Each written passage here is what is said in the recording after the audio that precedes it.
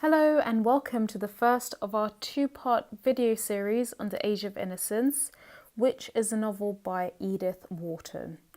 In this first video, I'll summarise all you need to know about the main plot and storyline of this novel. But before we go into it, it's important to have a little bit of contextual knowledge about the author herself. So now, Edith Wharton was an American novelist who liked talking about American aristocracy in her writing. And her works portray life in the late 19th century. She won the Pulitzer Prize in Literature, and she was the first woman to do so. And she was born in New York City during the Civil War. Her family was very wealthy and well-travelled around Europe, and they travelled often. And she did not like the expectations for women which were set during the time, which were, for instance, to be polite, uneducated and to marry well. So given that she was herself part of the aristocracy, her subject matter when it came to the novels that she wrote dealt with this part of society in America that she was intricately familiar with. Now, the Gilded Age is also a name that you need to be aware of and familiar with, particularly when analysing this novel. It's a name for the late 19th century in America. And during this time, there was old money, which meant families of great wealth from generations of high social classes. And these people valued manners, fashion, and etiquette. It was a great time for the US, particularly in terms of prosperity, and it was a time right before another world war began. In the era following, war and modernism would give rise to more social mobility, individualism, but also new money.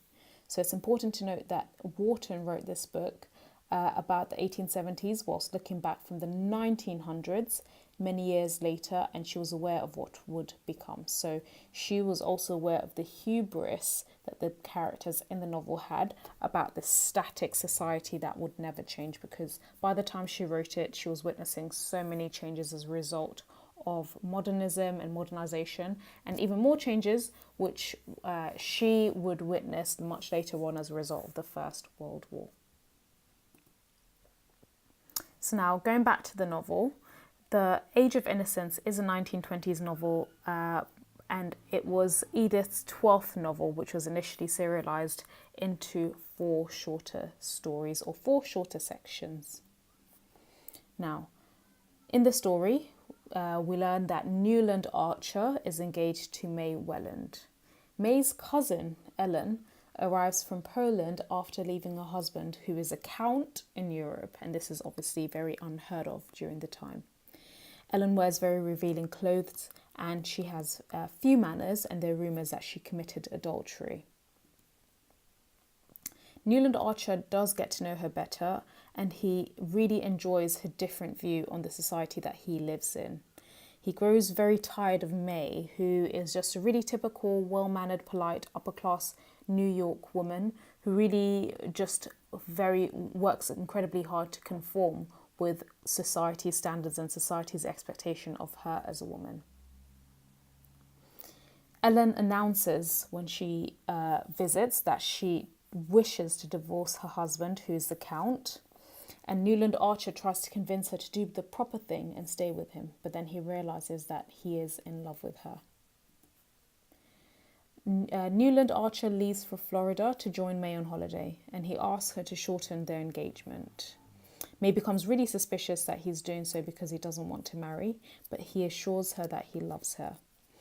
Newland Archer returns to New York and tells Ellen that he is in love with her, not May, and this is just as May sends word that she has moved up their wedding dates.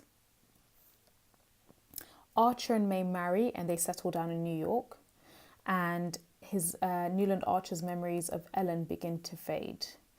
At one point in the novel, Newland Archer does run into Ellen on a vacation to Newport, and she promises him that she will not go back to Europe so long as they do not become involved because of their love for one another.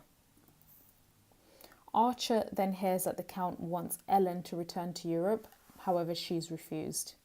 Ellen returns to New York City to care for her grandmother, and the two meet again and agree to have an affair. Suddenly, Ellen announces that she's returning to Europe, and May throws a farewell party for her. Once everybody has left, May tells Archer that she's pregnant, and she's already told Ellen about this weeks ago.